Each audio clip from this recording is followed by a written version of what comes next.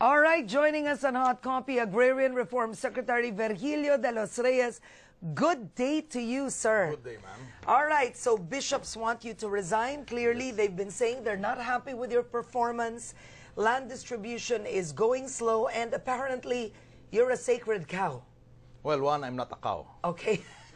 Number two, the two adjectives they've used to describe the performance has been slow and underperforming. And every time you use the adjective slow and underperforming, you must be relating it to some standard.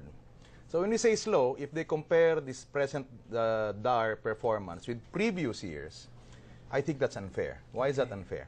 Because in previous decades, and I mean decades, we have been distributing government-owned land and those which are done by way of voluntary land transfer. So that is very easy because government owns the land, you put a title, the first time you put a title, you distribute it. Okay. Voluntary land transfer, there's already an agreement between landowner and then beneficiary. Then you give it. No problem, no conflict. Yeah. Around 60% of what you have distributed for the past 2 decades has been under that mode. Oh. Only 7% was done under compulsory acquisition, which means the owner does not want to give it. Yeah. He's not going to cooperate. He has a title, you have to pay him, and then you have to transfer it to a farmer beneficiary. Okay. So when you compare it to the past, I think that's grossly unfair because what they had distributed in the past 2 decades were those which were relatively easier to distribute. Uncontested. Uncontested, no conflict, and in many cases, no title. Okay. All right. So on the other hand, if they say it is low, then that means they must have a target. The problem with the target set by many people, including the bishops whom I believe have been misinformed, is that they have set 2014 as the deadline. For complete land For distribution. complete land distribution. Okay. The bishops were heavily involved in pushing this particular law that we have right now. And I'd like to call their attention to Section 30 of the same law that they had a big hand in pushing. And that same law that they had pushed says, if there is an open case by June 30, 2014, which is the deadline, that means it can go on beyond June 30, 2014. So what that means is that 2014 is really a false deadline. No, it's a target deadline. It's a false deadline because what the law says is you finish June 30 and everyone believes it's 2014. This is like what I was saying in one interview. This is like December 21, 2012. It is not the end of the world. Because the law which they had pushed, so gallantly pushed, had also said that there is an escape clause. And that escape clause, beyond 2014, is precisely what we are using.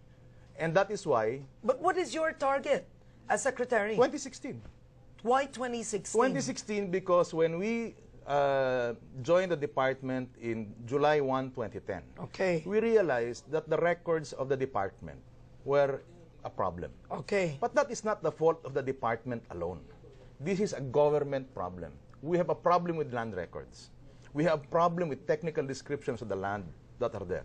Anyone who has dealt with land titling and land records in the Philippines will tell us that there is a problem with our land records. Now, the problem you have in the bigger picture of land records has been translated inside the department itself. When we came in sometime in July 1, 2010, by around 2011, we were wondering what is happening. Where is the warehouse and what is the inventory for the land that you will put out? So that is why late 2011 and early 2012, I issued a directive to all parts of the department. Said, okay, let us inventory all the claim folders that we had. And that was around 45,000 folders in the entire country we exhumed. When I say exhumed, I really mean because they were buried. We took them, we opened them, we got all the employees, we hired extra people, put them in hotels, cheap ones, and began to open all the claim folders. So that by the time in May, we had the hypothesis that we will not finish by 2014. Why? Because of the sheer volume of the records that we had, number one. Number two, the problems that those records contained. So in May 2012, in front of Bishop Pabilio and a lot of civil society groups said, look, we're not going to finish by 2012. You by told 2014. them. Yes. You explained. Yes. As early as May 2012, there was a forum called by Representative Kakabagao, and I thank Kakabagao for that. Yeah. I explained to all the civil society groups, I said, this is what our initial findings are, but this is a hypothesis. Because we didn't know, and this was anecdotal, because the employees were telling me about this, and this came from the employees themselves. Sir, we have a problem. We have a notice of coverage that we're not sure whether it was actually received. Our records show it was received, But when you look at the actual register return card, the records, the handwriting was illegible. You had technical descriptions, which are lands which were surveyed, but the technical descriptions were shot. So these were all anecdotal. So starting in May, we got all the employees all over the country and said, okay, let's open all our records and face the truth. And what did the truth tell us? What the truth told us after reviewing all those lands above 10 hectares, all the claim folders above 10 hectares, we had a problem. We had a problem because, like I said, we have a problem with land records, which LRA is now trying to fix in DNR, and that reflected in the records of the Department of Agrarian Reform itself. The worst part is what was left behind by several administrations implementing CARP were the private agricultural lands, precisely those which are hard to acquire. It's waiting time. They were buying time, probably. Everyone was buying time. Yeah. I mean, I went to Negros the other day. I met the landowners under the sponsorship of their confederation. And what was their complaint? Their complaint was, now, they said, why are you publishing a notice of coverage every day in the newspaper? And they said, that's unfair. And they said, why will that be unfair? The title that you have has an address. It says Manila, Philippines. I asked the farmer, where is the landowner? And they give me the address of the encargado somewhere. I cannot serve on an encargado. I have to serve on the landowner. I said, if you accept the notice of coverage personally, no publication. But if I don't know where you are, the beneficiary potential does not know, and I cannot serve it to your encargado, I will publish it in the newspaper. And what's the complaint of the landowners in Negros? I'm too fast. They said, para daw nadudumihan yung titulo nila by putting a notice and coverage. And I said, look, I'm trying to speed this up. I'm trying to be fair to the farmer beneficiaries, and I'm trying to be fair to you. When you get a notice of coverage in the newspaper, or you get it personal service, my request is, tell us already whether you think your land ought to be covered or not.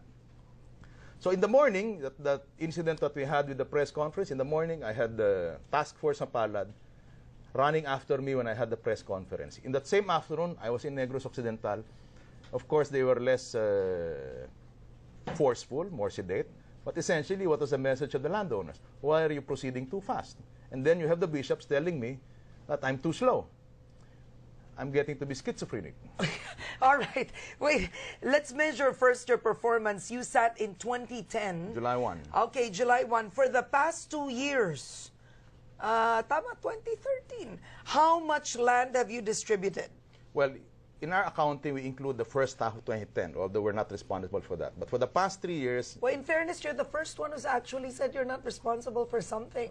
Well, you're not claiming that. No. Oh, good. January to June 2010, before we came in, we had 40,000. We added another 60. So 3 calendar years from 2010, 2012, 11, and 2012. We have around 300,000 accomplishment. When we began... 300,000 hectares. 300,000 hectares. But again, let me caution you, and I'll be totally frank and outright about this. A lot of them were still government-owned land. Yun. Okay?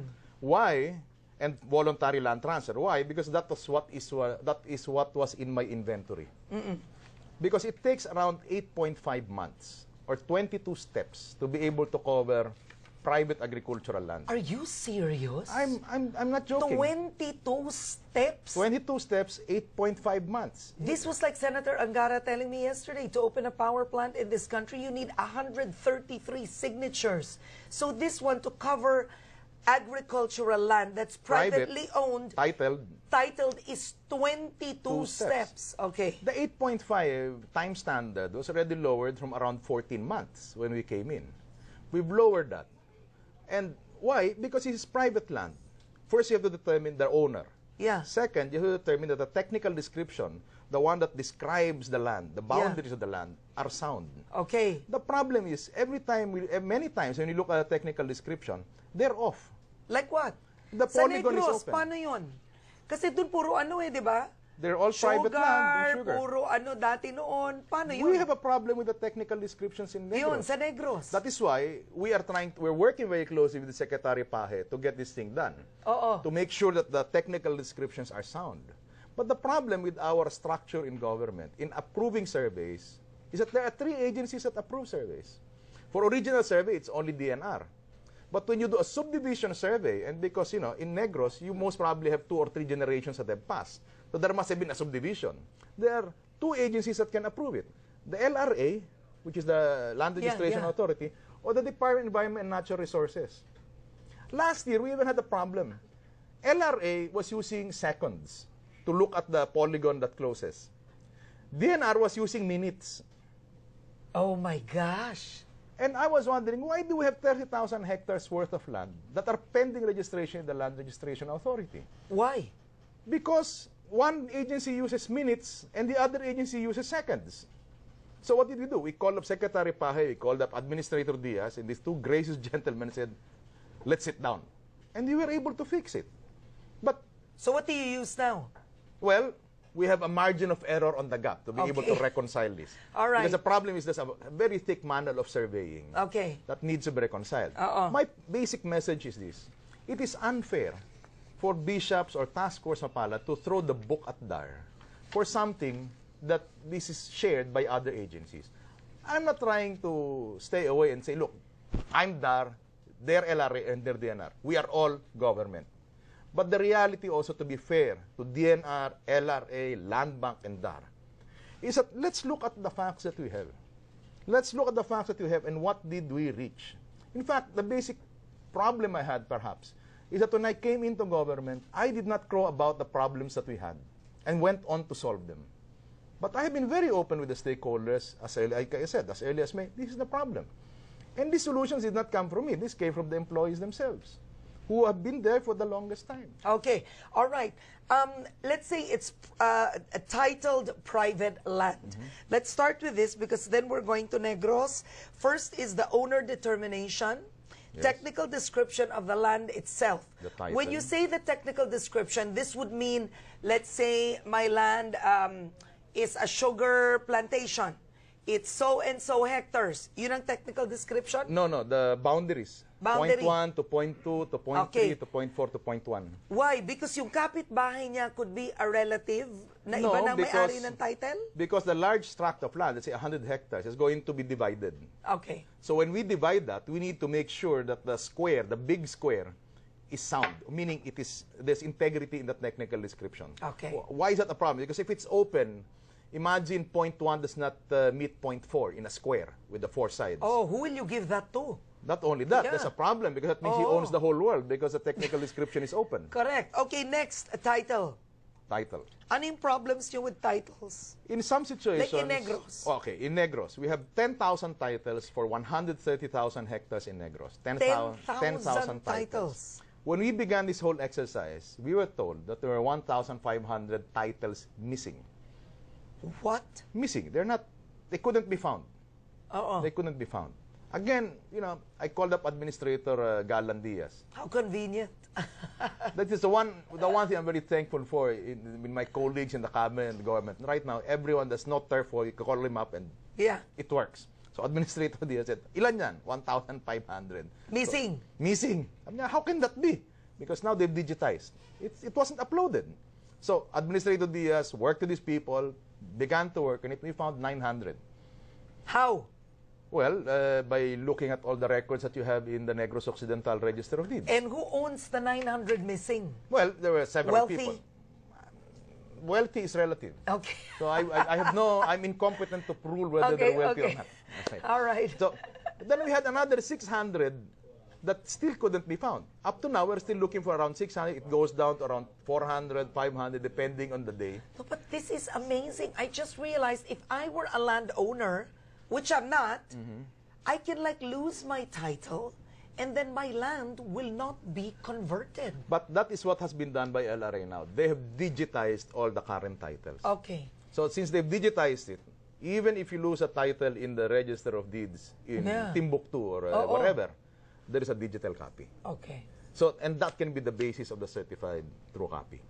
The other reform we've done, for which I'm getting hit again in Negros and many other places, is that when we issue a notice of coverage, we annotate it on your title. Now, do they have to agree to the notice of coverage? No. So let's say I'm the landowner, you issue it, do I have the right to go to court or no? You have the right to object to the fact that your land is covered. And you have to file a case and say, look, my land is not covered. For many reasons. Well, that is long. Well- now, what if the court files a TRO?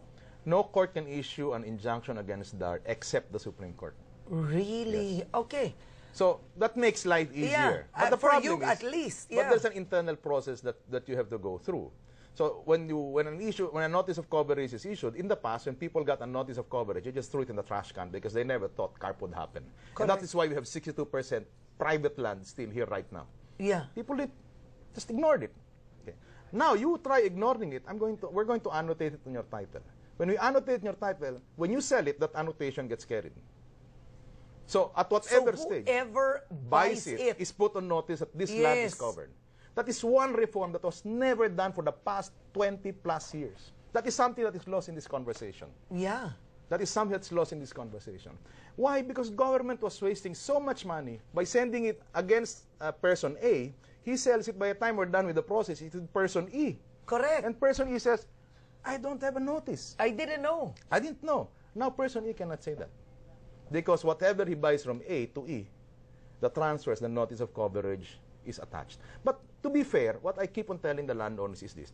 If you have a remedy or you have a right to make sure that your land is not covered, you would better tell us and file the appropriate case. Okay, I have a question, but quickly before we go to Negros. All over the Philippines, you have Ayala Land, Robinsons, Vista Land, everything, creating malls, SM. I am quite sure that a bulk of it, because where will you build malls if it's not on large tracts of agricultural land? How do they do that then? Well, that is why we were pushing to have the National Land Use Bill passed. Okay. Because what that does is it's like having a house without delimiting or delineating which one is your bedroom, which one is your kitchen. So, because it does make sense to have like a big SM or a big Ayala there, because that's jobs and that's advancing the city. But you have to plan it. Yeah. You have to plan it in the But where timing. will they build that unless it's agricultural? Well, that's why we wanted to have the National Land Use Act pushed, so that the local governments, along with the national government, can now begin to allocate that this is where we're going to put this. Because frankly, it's cheaper to buy the colored green than the colored brown. And this is the zoning. Green is agriculture, brown is not. And based on the law, mas mura bilhin ang green?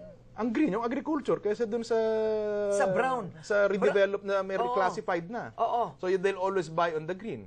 Yung developers. Yung developers. Okay. But until we have a National Land Use Act which tries to settle which one is going to be which, we're going to have this problem. That is why it was very important for us to have passed the National Land Use Act for us to determine this once and for all. Yeah, have they passed it? I wasn't updated on that. The Senate. It was certified by the President. I'm not sure. I think today is the last day. I have to check it when I get back to the office. Well, I'm learning a lot from you. All right, wait. We're going to go back. Okay. We're going to take a quick break. This is such an interesting discussion. I'm learning a lot. All right, we'll be talking about next. Just recently, 480 hectares was distributed by DAR, which the bishops say he only acted upon it when they called for his resignation. Our discussion continues with Secretary De Los Reyes when Hot Copy returns.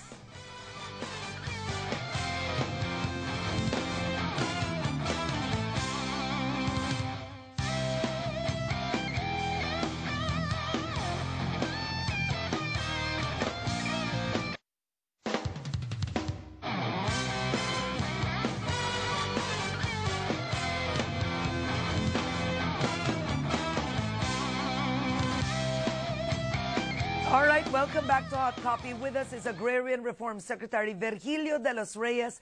Just recently, the DAR already distributed certificates of land ownerships, or the CLOA, to beneficiaries in, where is this exactly? In Mulanay. Mulanay. Well, the site of distribution is in Mulanay, but this was in several towns in Bondoc Peninsula in Quezon. All right. Now, what was written in the news was 480 hectares. Is this accurate? Yes, 480 is for one landowner, but the total amount of land we distributed on that day is 1,687. Wow. But this is the first time, or one of the few times, that we actually crow about what we are distributing.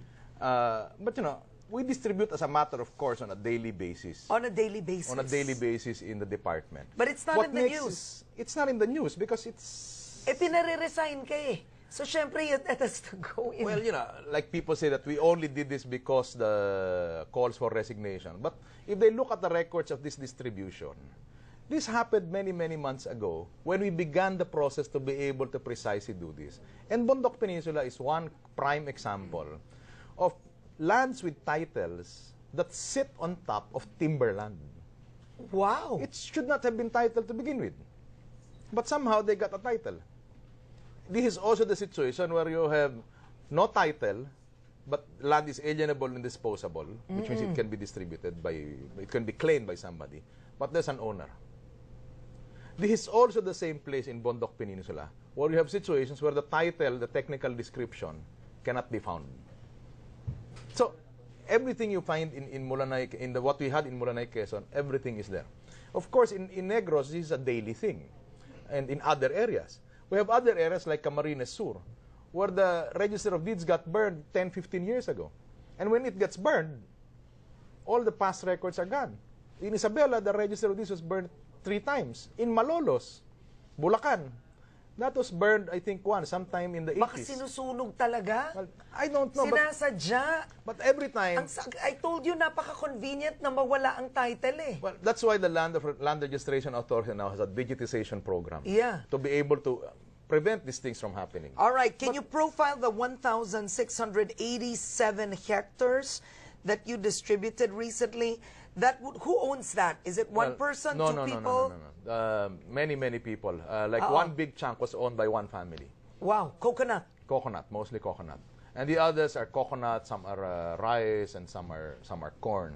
Now, the other thing that made Mulanay significant is that this was one time when we featured Department of Agriculture with Secretary Prosi Alcala and Department of Agrarian Reform working together, where as we give the land, as we distribute the land, the support service of DA comes in immediately. Because I was going to ask you, the 792 beneficiaries for 1,687. Let's be frank. I mean, do they have the capacity to plant, grow, harvest? That is what makes Mulanay distribution distinct. Here we highlighted the cooperation between DA and DAR. And this is one thing that we've been trying to experiment on. You see, historically, DA and DAR in the olden times always worked together. In 1991, DA was devolved. But will they continue with coconut? Yes. They will continue coconut. Yes. Okay. This is what's happening not only in Quezon. This is the day before that I was in Negros. And they're working with the Sugar Regulatory Administration, si Administrator Gina Bautista Martin, who's our Sindero herself. And we're working very closely to be able to distribute the land at the same time extend support services. In fact, when I had a meeting with the landowners, one question was, Administrator Martin, you also got a notice of coverage. And she said, yes, in fact, I did get my notice of coverage also a few weeks back. Okay, but I'm curious, like for example, the farmer featured by the Inquirer, Rodolfo Pagatpat, who is now 60 years old, he's a tenant.